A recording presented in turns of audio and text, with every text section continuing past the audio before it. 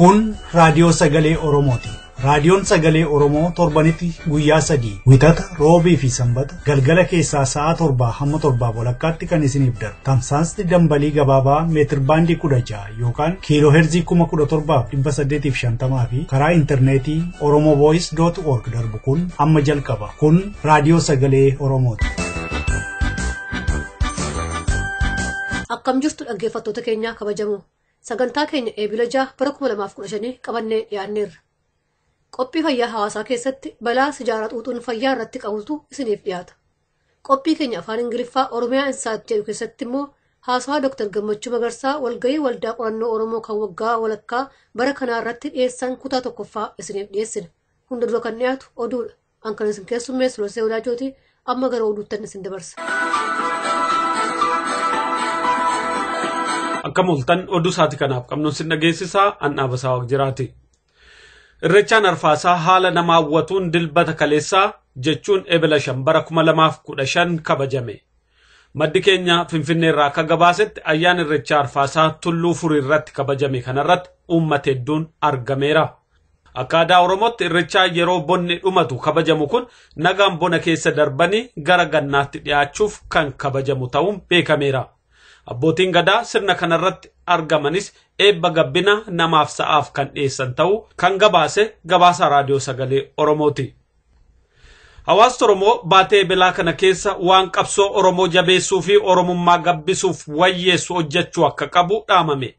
Daayireektariin jaarmiyaa miidiyaa madda walaabuu obbo Aliyyii Galatoo sagantaa jaarmichi baatii kana keessa irratti xiyyeeffatu wayita raadiyoo sagalee Oromoof ibsan akka jedhanitti barri kun kan hojii giddu galeessa godhatanii socho'ani. Oromoo akka ilma namaa addunyaa kana keessa mul'isuu fi qooda namoonni keenya irratti xiyyeeffannee ture bara dingaddaa baran ammoo ufafoo maal akka godhuu qabu yookiin ammoo action oriented waan ta'een jiraan bakka jirutti namni waan siila harkisaa danda'u qalbii isaa dandeettu waa godhuu qaba. Yoo uummanni waa godhe uummanni kun waliin gara foo deemuu qaba. Ka jedhurraa ji'a amma Oromoo kana ji'a namni martuu bakka jirutti waan qabuun waa itti fakkaate waa Oromoo gabbisu naashinaal akkaawuntii Oromoo gabbisu akka hojjetu uummata Oromoo ji'a kana akkasitti akka yaadatan jenneessu. Baatiin kun baatii guyyaan gootota Oromoo keessatti kabajamu waan ta'eef uummati Oromoo gootota isaa yeroo yaadatu waan eenyummaa Oromoo gabbisu hojiin mul'isuun barbaachisaadha. Waa hojjechuun uummata Oromoo gatii isaa ol kaasaa namummaa isaa dabalaa akka inni wal dhaga'u godha akka inni boonu godha akka inni wal ititee waan tokkoof gara fafuu deemu isa godha ka jedhu dhaamsa akkana karaa adda addaatiin sagantaa adda addaa qopheessinee fi uummata kana akka waan san godhu yaadachiisuma malee nu amma kana godhaa san godhaa amala jechuun hin dandeenyu uummanni waan godhuun beekaa ittuma jiraallee waa haaraa jalqabanii miti haa ta'u ammoo namni waa godhu xiqqaa namni waa godhaa hin jirre ammoo hedduu waan ta'eef wanti uummata kana wayyeessuu danda'u waa dalagu yoo waa dalage namni wal dhagaa walitti siqaa walitti jabaataa wal jaalataa wal amanaa adeemaa. Mankuusaan eejensii dhiyeessii fi fandii dawaa Itoophiyaa damee Adaamaa balaa ibiddaan gubate. Balaan ibiddaa eebila 5 bara 2015 halkan keessa qaqqabe kun dawaalee fi meeshaalee mankuusicha keessa jiran faayidaan ala akka taasise beekameera. Dawaaleen achi keessa turanis dawaalee dhukkuba shukkaaraa fi keemikaalota tajaajila wal'aansaaf oolan akka ta'e beekameera. Tilmaamni qabeenyichi manca'ee aga ammaatti akka hin beekamne beekamee jira. Lubbuu namaarra garuu miidhaan ga'e akka hin jirre hubatameera. Balaa kanaan kan wal qabate namoonni 13 to'annaa jala oolanii qoratamaa akka jiran beekameera. Aga ammaatti garuu sababni balaa kana maal akka ta'e wanti beekame hin jiru. Mootummaan Keeniyaa lammiiwwan balaa shororkeessummaatiin torbaan darbe dhumaniif gadda guyyoota 3 turu labse. Biyyattiin guyyoota 3 gadde kan labsite haleellaa garee Alshabaab yuunivarsiitii Gariisaa irratti raawwateen lubbuu namoota 148 dhumate yaadachuufi.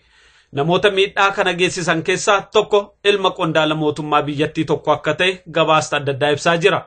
Qondaala Abbaadha jedhaman kun yaada kennaniin ilmi isaanii akka dhabame poolisiitti yeroo sana beeksisanii akka turan dubbatanii mucaan isaanii gocha badaa akkanaa keessatti hirmaachuu isaatiin karaa badii inni egereesaa balleessuu filate ta'uusaa mul'isa jechuu isaanii gabaastonni eeraniiru. Pirezidaantiin Keeniyaa Uhuru Kenyaata garee Alshabaab irratti duula cimaa kan taasisan ta'uu hubachiisaniiru jedha gabaasni Reuters. Oduun ammaaf qabnu kanuma qophii hafe waliin nagaan nu tura.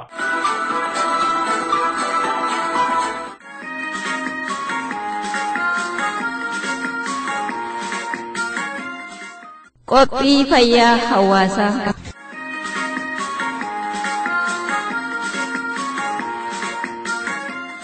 Akkam jirtu kabajamtoota dhaggeeffattoota keenya qophii fayyaa hawaasaa ji'atti si'a lama isinii dabarsinu qabannee dhiyaanneerra. Qophii har'aa keessatti dhibee fayyaa tamboo aarsuun namarraan ga'u haga tokkorraa laalla. Kan qopheesse isinii dhiyeesse ana Leensaa Dinqaati. Haga xumura sagantaa keenyaatti nu waliin tura.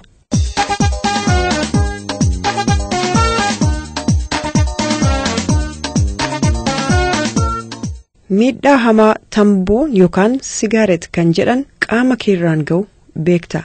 Nikotiin kan jedhamu daawaa araara yookaan araada nama qabsiisu tamboo keessatti argamu kan akka aarsitoonni itti fufiinsaan aarsan godhudha.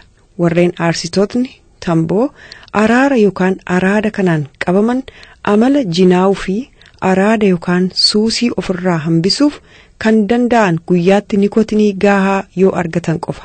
Aarsitoonni tamboo nikotinii dabalatee gara keemikaala 4,000 biroo tamboo keessaa gara somba ofiitti gadi fudhatu. Keemikaalota kana keessaas hedduun isaanii baala tamboo gubataarraa kan hojjetaman yommuu ta'u qaama namaarra miidhaa garmalee geessisan. Tamboo keessa keemikaalota kaanserii fidan gara 60tu jiran. Tamboon fayyummaa namaa miidhuu fi dhukkuba adda addaa uumuudhaan tokkoon tokkoo orgaanii qaama keenya keessaa miidha. Viktooriyaa keessatti amajjii tokko bara 2010 irraa eegalee namuu ijoollota ganna 18 gadii fe'ee konkolaataa keessatti tamboo aarsaa oofuun seeraan dhorkaa ta'uun ifaatti himamuun ni yaadatama.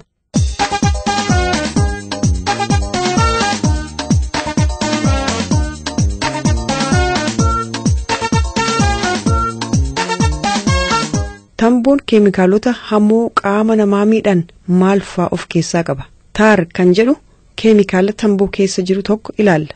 Taar kan jedhamu kun wanneen ijaan hin mul'anne xixiqqoo tamboo keessatti argaman yommuu ta'u keemikaalota kaanserii uuman hedduu of keessaa qaba. Keemikaalli taar jedhamu kun bifa bunaa kan fakkaatu ta'ee ilkee, qeensa harkaa akkasumas somba namaa kan shiillessudha. Biqiluu fi guddachuu xannee kaanseriif gahee guddaa taphata. Kaarboon monoksaayiid kan jedhamu gaaza yookaan keemikaala biraa tamboo keessatti argamu yommuu ta'u hedduminaan kan dhimma itti baahamu yoo ta'e takkaatu nama galaafata, nama ajjeesaa jechuudha. Sababni isaas yeroo aarsamuun gara sombaatti fudhatamu dhiiga keessa bakka silaa qilleensi qulqulluun oksijiin jedhamu seenu ofii seeneeti karaa cufa. Mee akeekni keenya saayinsii dhiigaa bahuu qilleensa xuraa fi qaama seenuu qilleensa qulqulluu gadi soqnee ibsuuf otoo hin taane akka irra caalaa hubatamuu mala jennuun xiqqoo ishee ilaaluuf yaalla. Yeroo fayyaa hawaasaa jennu fayyaa hawaasa keenyaa yookaan fayyaa hawaasa Oromoof jechuu keenya. Sagantaan qophii fayyaa hawaasaas kan darbu afaan Oromootiin. Dhaamsa fayyaa hawaasa keenyaaf yommuu dabarsinu fayyaan hawaasa keenyaa eegamuun fayyaa hawaasa waliigalaa ta'a kan jedhu abdii waan qabnuufi. Mee nama meeqatu dhibee fayyaa tamboo aarsuun dhufu quba qaba laata? Meeqatus lakkii kun ittumaan olola oofuuf malee waan akkasii hin jiru jedha laata? Nama meeqatu hubatee hiriyaasaaf maatiisaaf ammoo dhaamsa dhaama laata? Nuti gama keenyaan dhaamsi kun walii darbuu qabaa jenna. Dhibee tamboon geessisu kunis dhugaadha. Qabamanii of ilaaluurra dursanii of eeggachuunis mishaadhaa jenna. Akkuma olitti tuqe qorannoo fi gorsa karaa qorattoota fayyaa kennamu irratti hundoofne akkamiin akka tamboon qaama namaa miidhu haga tokko dhaggeeffattoota keenya qabachiisuu yaalla. Jalqaba irratti dhiigni qaama namaa keessa pirootiina hemogloobiin jedhamu qaba. Qilleensi qulqulluun oksijiin jedhamuu fi qabiyyeensaa hundi qaama keessa kan sosso'an pirootiina kanatti qabatanii yookaan akka hapheetti maxxananiiti. Egaan keemikaalli hamaan kaarboon monoksaayiid jedhamu kun oksijiinii caalaa pirootiina dhiiga keessaa kanatti akka haphee maxxana. Kana jechuun qilleensi qulqulluun isa gubataan waan dhaalameef gara sammuu onnee fi qaamota kaan kan akka sombaa fi kan kana fakkaatan qilleensi dafee hin dhaqqabu yookaan xiqqoo tokkotu bira gahaa jechuudha. Keemikaalli biraan tamboo keessatti argamu tokko haayidroojiin saayinaayid jedhama. Sombi namaa rifeensa shifoo kan xurii garagaraa ifirraa ittiin qulleessu ofirraa qaba. Akka harataa mana ittiin haxaanii yookaan ittiin haranii jechuudha. Haa ta'u malee summiin keemikaala kanaa sombarratti walitti qabamuudhaan akka siistemii sombi ittiin of qulqulleessuu kun dadhabuu fi hojii dhaabu godha. Kan biraan keemikaalli tamboo keessatti argamu free radicals jedhama. Keemikaalli kun isa jabaa fi hidda onneef dhiigaa akka malee miidhanidha. Akka itti miidhanis wanneen xurii silaa bahuu qabanii fi waan akka cooma qaama keessa faca'anii jiranii hundi bifa kolesterooliitiin akka naannoo onnee irratti walitti kuusaman godha.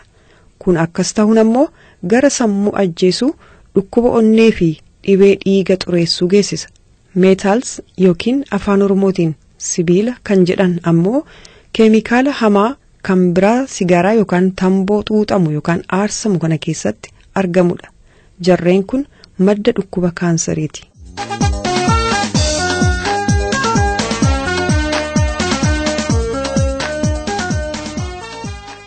Tamboon afuura baafannaa namaarratti dhiibbaa maal fida?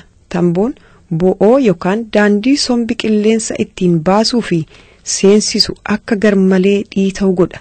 Bo'oo qilleensaa kana dhiphisuudhaan cuqqaalee hojii sombi silaa akka mishaa dalaguu malu gad hir'isa. Tamboo aarsuun siistemii yookaan akkaataa itti sombi of qulqulleessu laashessuudhaan wanneen xuraa'an silaa bahuu qaban summaawanii sombarratti akka walitti qabaman taasisa. Mallattoon akka quqqufa'uufaa fi huursaan hafuuraa fakkeenyaaf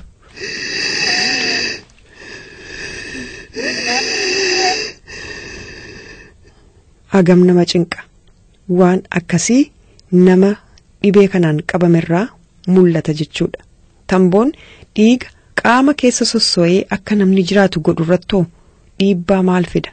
Dhiibbaan dhiigaa dhibee jalqaba nama mudatu yommuu ta'u, hiddoota dhiigaa silaa of gadhiisanii hojii isaanii hojjetan akka isaan goganii dhaabbatan godha. Dhiigi akka bishaanii silaa qaama keessa lola'u akka funyoo akka wal maru godhee kan taruutti geessisa. Dhiigni kan taruun ammoo dhiibbaa onnee namarraan geessisa. Asirratti dalagaa onnee namuu quba qaba jennee yaanna. Onneen hojii isaa dhaabnaan namni lubbuun hin jiraatu jechuudha. Dhibeen tamboo garuu dhaqee kan inni galaafatu onnee namaati akka qurmaati agarsiisutti. Tamboon qaama namaa irratti miidhaa hedduu geessisa. Hidda qaama keessaa goggogsa. Dhibee tokko malee diriirfachuu fi kottoonfachuun rakkisaa ta'a. Balaan tamboo aarsuun dhufu kan akka afaan keessa madaa'uu, ija nama jaamuu, lafeen qaamaa burkutaa'uu balaa hedduu tuttuqaman keessaa haga tokko. Yeroo dheeraaf tamboo aarsuurraa dhibeen namatti dhufu kan akka kaansarii sombaa, kaansarii afaan keessaa, kaansarii funyaan keessaa fi hiddoota xixiqqoo qoma keessaa ta'utu hubatame. Sababoota olitti tuqne fakkeenyaaf qilleensi xuraawaan qaama keessa guutuurraa kan ka'e qilleensi qulqulluun dhiiga keessa deemuu dadhabuun dhiigi gara harkaa fi miillaa akkan dhufne ittisee dhukkubbii to'achuu hin dandeenye uuma. Sun ammoo gaafa hammaataa dhufe gaangireen kan jedhan dhiita uumee haga sadarkaa harki yookaan miilli cituutti geessisaa jechuudha. Egaa dhibee tamboo aarsuun fidu himnee fixuuf yeroo gahaa waan hin qabneef kan qorannoon mul'isarraa haga tokko isinii hiruu yaalle. Dhibeenoo kana fallisaa'oo maal kan jettan yoo ta'e, tokkoffaa ogeessa fayyaa ofii yookaan lookaal GP bira dhaquun gorsa gaafachuu. Lammaffaa faarmaasistii yookaan warreen mana daawaa fayyaa daldalan kana dhaqaa gaafadhaa. Sadaffaa tamboo dhaabuuf warreen isin gargaaran lakkoofsi bilbila isaanii 13 78 48 irraan isinii deebi'aa. Tamboo dhaabuuf warreen isin gargaaran lakkoofsi bilbila isaanii 13 78 48 har'a boriin jedhinaa bilbilaa. Dhumarratti waan isin guyyuu yaadachuu qabdan keemikaalota 4,000 tambootti dabalamanii hojjetaman keessaa hedduun isaanii madda balaa fayyaa baatanii deeman ta'uu fi qaama namaarratti haga sadarkaa du'aatti dhibee kan fidan ta'uu hubadhaa. Tamboon wanneen qaama keenya keessa jiran kan akka sombaa, onnee akkasumas sammuu fi wanneen hedduurraan balaa guddaa akka geessisan yaadadhaa. Dhaggeeffattoota keenya qophiin fayyaa hawaasaa har'aaf qabnu asuma irratti xumurama. Kan qopheessee isinii dhiyeesses Ana Leensaa Dinqaati.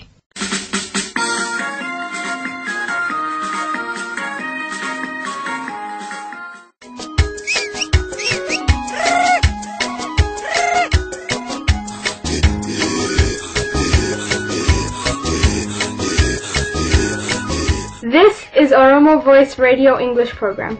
Oromo Voice Radio is broadcasting to Oromia at 16-meter band or 17,850 kilohertz or on oromovoice.org website.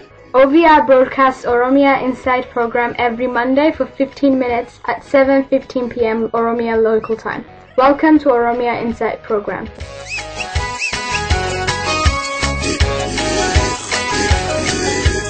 Welcome to Oromia Insight. My name is Ali Galato. The 2015 mid-year conference of Oromo Study Association took place in Germany from March 28 to 29, 2015. Theme: Historical and the Contemporary Relation between Europe and the Oromo. Keynote speaker, Professor Gammachu Magarsa, cultural anthropologist, leading Oromo scholar. Today I will share with you part of his speech. My talk is going to be divided into two parts. One is what it is, what is it, what do we mean when we say Oromo-European relation? Does such a relation exist? Did it ever exist anyway? If it did, what did it look like? That's what I want to look at first, very, very briefly, because it's a difficult area. What I want to, in fact, focus on is the second part. In the second part, I want to talk about Oromia today.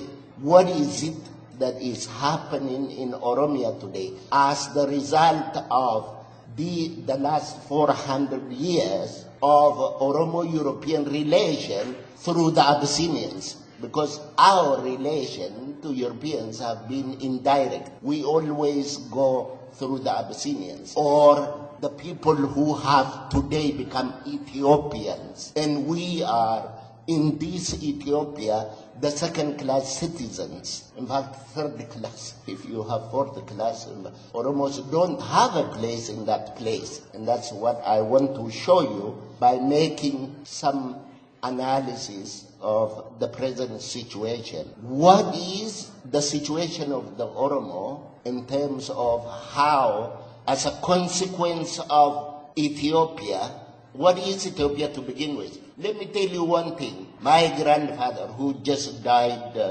not very long ago, about 35 years ago, he didn't know how to pronounce the name Ethiopia. He didn't. I didn't know the name Amara until I went to school. So Ethiopia is a very recent invention. Every Professor Muhammad would explain it to you. We learned what Ethiopia looks like in school. And there are only 2 generations before me. So Ethiopia is an invention to begin with. Whose invention is it? It's a European invention. So when you relate to Ethiopia, you are relating to Europe. Because first, it's a Greek name. And I'm not Greek. And I don't see any Greek inside here. And then they talk about Habasha. Habasha is actually, we are all Habashas, and that's what they say. Yeah, let's be all Habasha. But Habasha is Arab. It's Arabic.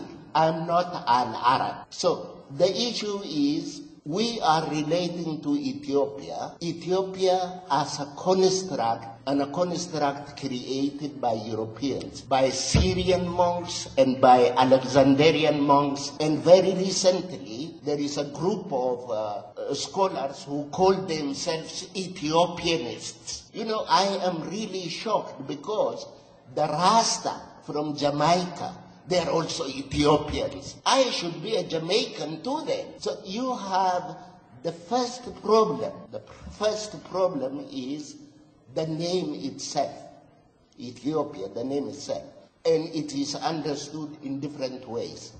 And what they tell us is that geographical space that we today call Ethiopia actually is historical. The first Christian, the first civilized country, the first Christian country in Africa. In fact, we were Christian before Christ, you know. So that's where the problem begins. And Europeans have supported that, and they continue to support that. Ethiopians are Westerners, predominantly Europeans and Westerners who are promoting this. They are more familiar with the Ethiopia concept than I am. And I'm supposed to be the Ethiopian. I should have been telling them about Ethiopia, not them telling me if I were an Ethiopian. So that is where the problem comes from. You know, in 1815, the European states met in this country, in Berlin, to divide the world among themselves. And here we are today to discuss Oromo-European relation 200 years, exactly 200 years, maybe from today. We as Oromos, we have gone through hell since then. We are here simply because nations do not die with the same simplicity that individuals die. Thus, we find that the Oromo nation woken up. Of course, some wake up before others. What is this? Some wake up earlier than others. It could be said that the Oromo woke up in 1936. That was when the little-known Western Oromo Confederacy applied to the League of Nations not to be ruled by Abyssinians. But of this, we never hear anything. Instead, we are told of the historic speech. They repeatedly tell us of the historic speech of Haile Selassie at the League of Nations. The appeal of the Oromo Western Gala Confederacy of the time, nobody teaches it in school. And it came to pass that the appeals of the Oromo fell on deaf ears. Today, we appeal again. We'll appeal again because we believe times have changed. We believe we are in the age of people's right to self-determination, and we completely reject the idea that we should be singled out for denial of this right. We appeal again because we believe times have changed. In fact, one of the most significant facts of contemporary situation in the Horn of Africa is this change. This change has to do with the emergence of the Oromo nation from the prison cells of colonial rule, from the obscurity imposed by Abyssinian domination, the emergence of the Oromo and the significance of the Oromo in the region in general and in Ethiopia in particular are indisputable facts. Even the most retrograde Naftanya finds it difficult to deny that the Oromo of today presents a new face to the world, infused with new aspirations and aims, calling for their rights to have a complete say over their future and determined to take their place among the community of nations of the region. Oromia is awake not to sleep again. Those who think that Oromia would be back to sleep should forget it. The Oromo nation is on the march to the tune of self-determination. Self-determination is dictating the tempo. While self-determination is dictating the tempo, freedom, order, justice, and economic dignity are the demands. Recognition of this new Oromo dynamism and the grasp of the elements and forces motivating it are vital to the understanding of the tensions inherent in current development in Oromia in particular and Ethiopia in general, and its consequences for future Ethiopia and European relations with the Oromo. I think it is worth emphasizing that these forces are already playing an important role in laying the foundations of the future endless problems or permanent solutions to the problems in the Horn of Africa. Because if you don't take Oromia seriously, you will have no Horn of Africa. The horn will be broken off. Therefore, careful observation of the tensions inherent in the growth and development of countries such as those in the Horn of Africa is likely to prove a great benefit to humanity, because tensions arising from human and institutional changes constitute some of the factors out of which emerges either lasting peace and prosperity or war and destruction. I will elaborate on this as far as I can, because I am really dealing with a very difficult and complex concept in terms of discussing the development that is in Oromia today. Oromia is a vast territory. Its physical immensity and the scale of its social problems makes it difficult for anybody to write with accuracy on all aspects of its rapidly changing situation. The best one can do, the best I try to do, is generalize here and there and make specific suggestions and propositions only where I can back it up with the facts that are available. Another limitation is that people involved in a movement such as ours cannot analyze problems in a broader perspective as this situation requires of me. What I have observed over the last 4 decades of my life is the fact that Abyssinian politicians believe in action and change. They simply have no time to sift and analyze the problem that besets the country and the region at large. Oromia, as we all know, and this was a question that Professor Muhammad was responding to, you know, we keep arguing whether we are colonized or whether we are not. You know, colonialism has a definition, and the definition is simple. Once somebody comes and occupies your physical space, is the physical space of the Oromos occupied? The answer is a big yes. Number two,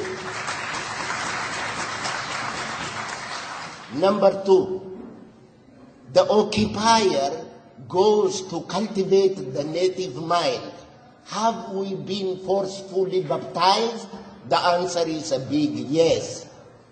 And therefore, and the third one is, did they write our history and misrepresent us? Absolutely. They wrote everything to misrepresent us. Therefore, these triple projects together is what constitutes the colonizing structure. And it has all happened.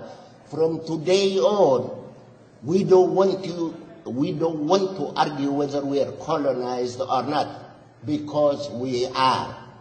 We don't argue. This is not You are listening to Professor Gammachu Magarsa's speech on OSA Mid-Year Conference in Germany. This speech will continue next week.